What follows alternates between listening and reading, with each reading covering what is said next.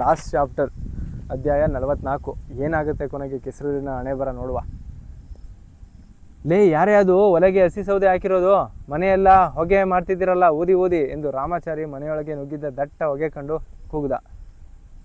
ಹೋಗಿ ನೋಡ್ದ, ಹೊಗೆ ಬರ್ತಿರೋದು ತಮ್ಮ ಮನೆ ಒಲೆಯಿಂದಲ್ಲ ಎಂದು ಮನವರಿಕೆ ಆಯಿತು ಆ ಹಾರುವಯ್ಯನಿಗೆ. ಊರೊಳಗೆ ದೊಂಬಿ ಜೋರಾಗಿರಬೇಕು. ಏನು ಮನೆಗಳಿಗೆ ಬೆಂಕಿ ಕೊಟ್ಟುಕೋತಾ ಇದ್ದಾರೆ ಅಂತ ಕಾಣ್ತಿದೆ. ಆಚಾರಿ ಸೂಳೆ ಮಗನ ಮಾತು ಕೇಳಿ ಆ ಸಾಬನ್ನ ಮತಾಂತರ ಮಾಡ್ತೀವಂತ ಸುದ್ದಿ ಹಬ್ಬಿಸಿದ್ದು ಯಾಕೋ ಸರಿ ಹೋಗಲಿಲ್ಲ ಎಂದು ಗೊಣಕೊಂಡ. ಊರೊಳಗೆ ಹಿಂದೂಗಳಿಗೂ ಸಾಬ್ರಿಗೂ ಒಡೆದಾಟ ಶುರುವಾಗಿದೆ ಎಂದು ವಾರ್ತೆ ಬಂದೊಡನೆ ರಾಮಾಚಾರಿ ಮನೆ ಬಾಗಿಲು ಭದ್ರಪಡಿಸಿಕೊಂಡು ಹೊಕ್ಕೊಂಡಿದ್ದ. ಅವನ ಮನೆಗೆ ಬೆಂಕಿ ಬಿದ್ದಿದೆಯೇನೋ ಎಂಬ ಗುಮಾನಿಯಿಂದ ಕಿಟಕಿಯಿಂದ ಹೊರಗಡೆ ಹಿಡುಕಿ ನೋಡಿದ ರಾಮಾಚಾರಿಯ ಕಣ್ಣುಗಳಿಗೆ ಹೊರಗೆ ಬೀದಿಯಲ್ಲಿ ಓಡಿ ಬರುತ್ತಿದ್ದ ತಮ್ಮಣ್ಣಗೌಡ ಕಾಣಿಸ್ತಿದ್ದ. ಬಾಗಿಲು ತೆರೆದು ಒಳಗೆ ಬಿಟ್ಟು, ಏನು ತಮ್ಮಣ್ಣ, ಬಿತ್ತ ಸಾಬ್ರಿಗೆ ಸರಿಯಾಗಿ ಎಂದ. ಆ ಸೂಳೆ ಮಕ್ಕಳಿಗೆ ಇನ್ಯಾವತ್ತೂ ತಲೆ ಎತ್ತದ ಹಾಗೆ ಕೊಟ್ಟಿದ್ದೀವಿ. ನಮ್ಮ ಕಡೆಯವ್ರಿಗೂ ಭಾಳ ತೊಂದರೆ ಆಗಿದೆ ಮಾರಾಯ. ಇಬ್ಬರು ಮಕ್ಕಳು ಮರಿ ನೋಡದೆ ಮಾರಾಮಾರಿ ಮಾಡ್ಕೊಂಡಿದ್ದಾರೆ.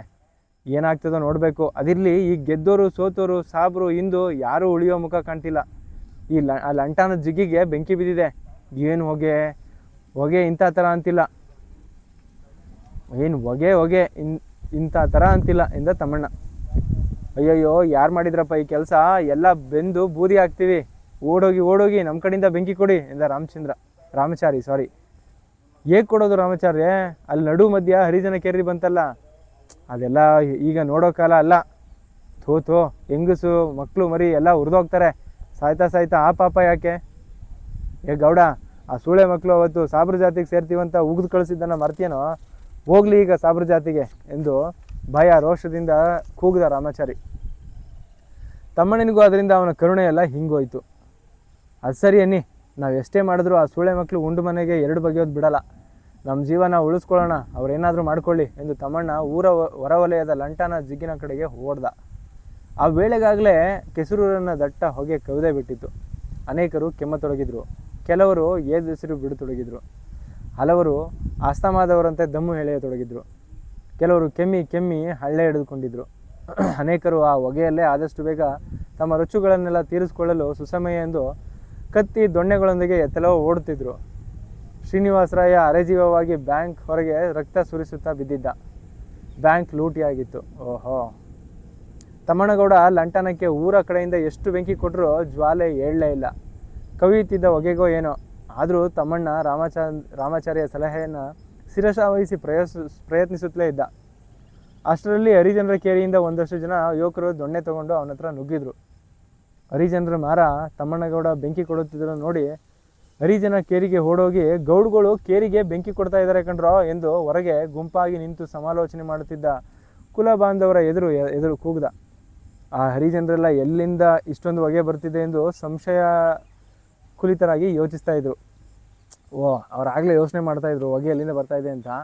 ಈಗ ಇವನು ಹೋಗಿ ಈ ಗೌಡ್ಗಳು ಸೇರ್ಕೊಂಡು ಇದು ಹೊಗೆ ಕೊಡ್ತಾ ಇರೋದು ಅಂದರೆ ಬೆಂಕಿ ಹಾಕ್ತಾ ಇರೋದು ಅಂತ ಹೇಳ್ದ.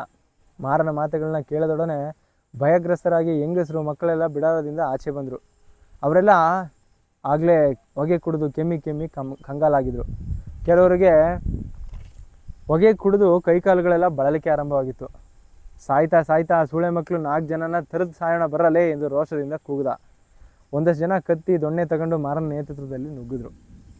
ಹರಿಜನರ ಗುಂಪನ್ನು ನೋಡಿ ತಮ್ಮಣ್ಣ ದೊಂದಿ ಬಿಸಾಕಿ ಕೆಮ್ಮುತ್ತಾ ಓಡತೊಡಗಿದ.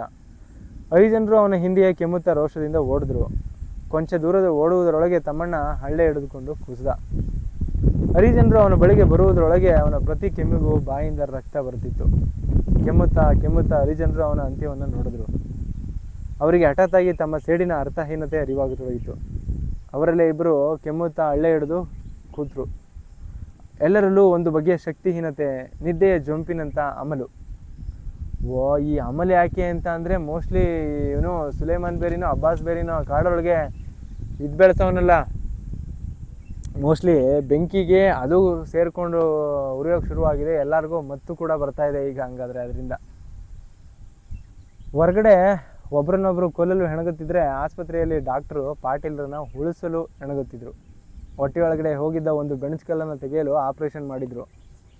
ಪಾಟೀಲರು ಕೆಮ್ಮಿದ್ರೆ ಹೊಟ್ಟೆಯೊಳಗಡೆ ಹಾಕಿದ ಹೊಲಿಗೆಗಳು ಬಿಚ್ಚಿಕೊಂಡು ಆಂತರಿಕ ರಕ್ತಸ್ರಾವವಾಗಿ ಸಾಯುವುದು ಖಚಿತವಿತ್ತು. ಅದಕ್ಕಾಗಿ ಡಾಕ್ಟರು ತಾವೇ ಕೆಮ್ಮುತ್ತಾ ಅವರಿಗೆ ಆಕ್ಸಿಜನ್ ಕೊಡುತ್ತಿದ್ದರು. ಕವಿದ ಹೊಟ್ಟೆ ಹೊಗೆ ದಟ್ಟೈಸುತ್ತಾ ಹೋಯಿತು.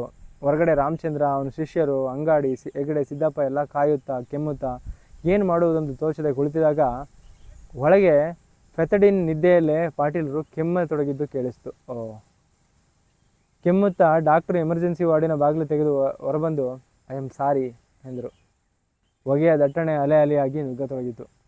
6 ವರ್ಷದ ಹಿಂದಿನಿಂದ ನಿರಂತರವಾಗಿ ಆತ್ಮ ಮತ್ತು ಪರಿಸರಗಳೆರಡನ್ನೂ ಕಲುಷಿತಗೊಳಿಸುತ್ತಾ ಬಂದ ಸಂಸ್ಕೃತಿಗೆ ಅದರ ಪರಿಣಾಮ ತಟ್ಟಲಾರಂಭಿಸಿತ್ತು. ಎಂಥ ಬಿರುಬೇಸಿಗೆಯಲ್ಲೂ ಶುಭ್ರ ತಂಗಾಳಿ ಸೂಸುತ್ತಿದ್ದ ವಿಪಿನ ಈಗ ಲಂಟಾನದ ಹಸಿ ಎಲೆಗಳು ಸಿಯುವ ಭೀಕರ ಕಾರ್ಮೋಡವೊಂದನ್ನು ಉಗಿತೊಡಗಿತ್ತು.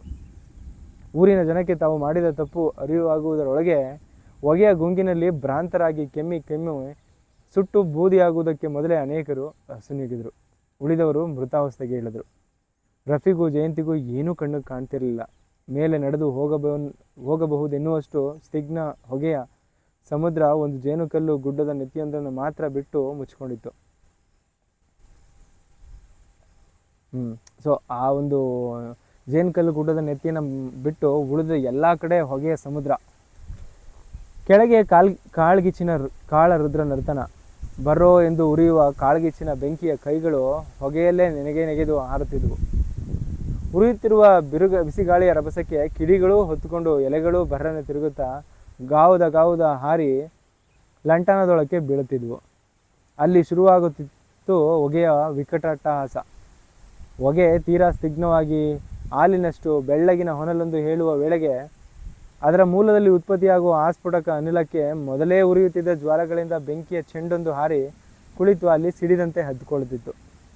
ಸರಿ, ಅಲ್ಲಿ ಏಳುವ ಬೆಂಕಿಯ ರೌಸಿಗೆ ಹಾರಿದ ಎಲೆಗಳು ಇನ್ನೂ ಹಲವಾರು ಕಡೆ ಎಬ್ಬಿಸಿ ಆಸ್ಫೋಟಿಸುತ್ತಿದ್ವು. ಕಾಳ್ಗಿಚ್ಚು ಒಂದು ಕಡೆಯಿಂದ ಮುಂದುವರಿಯದೆ ಅಲ್ಲಿ ಇಲ್ಲಿ ಎಲ್ಲೆಲ್ಲೂ ಹತ್ತಿ ಕೆನ್ನಾಲಿಗೆಯ ಜ್ವಾಲೆಗಳು ಕುಣಿಯತೊಡಗಿದ್ವು. ಬೆಂಕಿಯ ಪ್ರಳಯ ನರ್ತನದ ಪಾದ ಇಡೀ ಲಂಟಾನದ ಕಾಡಿನ ವೇದಿಕೆಯ ಮೇಲೆ ದಗದಗ ಎಂದು ನರ್ತಿಸಲಾರಂಭಿಸಿತು. 5-6 ಕಾಡೆಮ್ಮೆಗಳು ಹೊಗೆಗೆ ಸಿಕ್ಕು ಜರ್ಜರಿತರಾಗಿದ್ವು. ಯಮ ಸಾಹಸದಿಂದ ಕೋಡುಗಲ್ಲಿನ ನೆತ್ತಿಯನ್ನು ಹತ್ತಲಾರಂಭಿಸಿದ್ವು. ಅದರಲ್ಲೊಂದು ನಿತ್ರಾಣವಾಗಿ ಕುಸಿದು ದಡದ ಹುರುಳುತ್ತಾ ಹೊಗೆಯ ಸಮುದ್ರದಲ್ಲಿ ಮಾಯವಾಯಿತು. ಮಿಕ್ಕವು ಹೇಗೋ ಹತ್ತಿ ಬಂದು ನೆತ್ತಿಯ ಮೂಲೆಯಲ್ಲಿ ಎದುರಿಸಿರು ಬಿಡುತ್ತಾ ಜಾಗ ಮಾಡಿಕೊಂಡು ನಿಂತವು. ಹಸಿ ಲಂಟಾನದ ಸುಟ್ಟ ಎಲೆಯ ಹೊಗೆಗಿರುವ ಮಾದಕ ಗುಣವೋ ಏನೋ. ಸುಲೇಮಾನ್ ಬೇರಿ ತನ್ನ ಸಾಕ್ಷ್ಯಗಳು ಸಿಕ್ಕದಂತೆ ಬೆಂಕಿ ಕೊಡಲು ಕಳಿಸಿದ ಇಬ್ಬರಲ್ಲಿ ಒಬ್ಬ ಹೊಗೆ ತಮ್ಮ ಸುತ್ತ ಬಳಸಿ ಕವಿಯ ತೊಡಗಿದೊಡನೆ ದಿಗ್ಮೂಢನಾದ.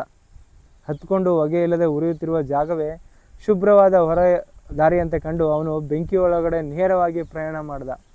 ಇನ್ನೊಬ್ಬ ಮೊದಲಲ್ಲೇ 4-6 ಕಡೆ ಬೆಂಕಿ ಕೊಟ್ಟು ಸುಧಾರಿಸ್ಕೊಳ್ತಿರ್ಬೇಕಾದ್ರೆ ಹೊಗೆಯಿಂದ ರೊಚ್ಚಿಗೆದ್ದ ಹೆಜ್ಜೆನುಗಳ ದಾಳಿಗೆ ಸಿಕ್ಕೊಂಡ. ಲಂಟಾನದ ತೊಡಕಿನಲ್ಲಿ ಓಡಲಾರದ ಅವನಿಗೆ ಹೆಜ್ಜೆನುಗಳು ಮನತೃಪ್ತಿಯಾಗುವವರೆಗೂ ಕಚ್ಚಿ ಅವನು ಪ್ರಜ್ಞಾಹೀನನಾಗಿ ಬೆಂಕಿಗೆ ಸಿಕ್ಕೊಂಡ. ನೋಡು, ಜೇನುಕಲ್ಲು ಗುಡ್ಡದ ತುದಿ ಚೆನ್ನಾಗಿ ಕಾಣ್ತಿದೆ. ಕೆಸರೂರಿನ ಜನ ಈಗಲೂ ಎಲ್ಲ ಅಲ್ಲಿಗೆ ಓಡಿದರೆ ಬೆಂಕಿಯಿಂದ ತಪ್ಪಿಸ್ಕೋಬಹುದು ಎಂದಳು ಜಯಂತಿ. ನಮಗೆ ಕಾಣ್ತಿದೆ, ಅವ್ರಿಗೆ ಕಾಣ್ತದಾ ಈ ಹೊಗೆಲಿ ಎಂದ ರಫಿ. ಇಲ್ಲಿಗೆ ಚಿದಂಬರ ರಹಸ್ಯ ಮುಗೀತು. ಇಲ್ಲಿ ರಹಸ್ಯ ಏನಪ್ಪ ಅಂತಲೇ ಗೊತ್ತಾಗಲ್ಲ.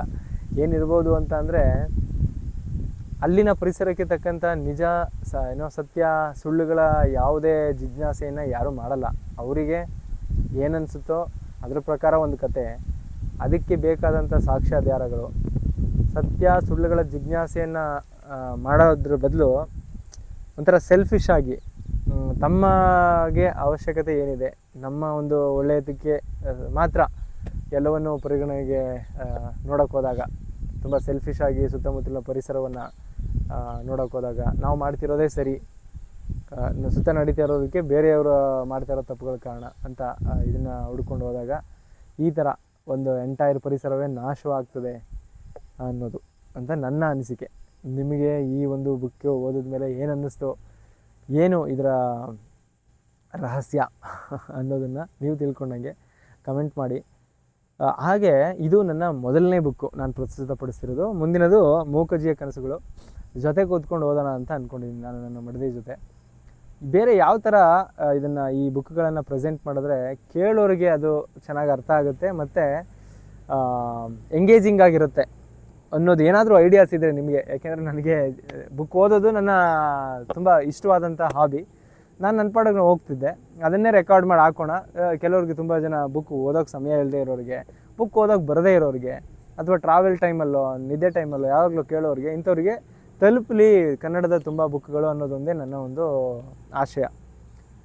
ಸೊ ಅದನ್ನು ಯಾವ ರೀತಿಯಲ್ಲಿ ತಲುಪಿಸಿದ್ರೆ ಹೆಚ್ಚು ಇಂಪ್ಯಾಕ್ಟಿವ್ ಆಗಿರುತ್ತೆ, ಎಷ್ಟು ಚೆನ್ನಾಗಿ ತಲುಪುತ್ತೆ ಅನ್ನೋದು ಏನಾದರೂ ಐಡಿಯಾಸ್ ಇದೆ ದಯವಿಟ್ಟು ಕಮೆಂಟ್ನಲ್ಲಿ ತಿಳಿಸಿ. ಖಂಡಿತ ಅದನ್ನು ನಾನು ಕಾರ್ಯರೂಪಕ್ಕೆ ತರ್ತೀನಿ. ಥ್ಯಾಂಕ್ ಯು ಸೋ ಮಚ್ ಇದನ್ನು ನೋಡಿದ್ದಕ್ಕೆ. ಮುಂದಿನ ಬುಕ್ ಜೊತೆ ನಿಮ್ಮ ಮುಂದೆ ಬರ್ತೀನಿ. Thank you.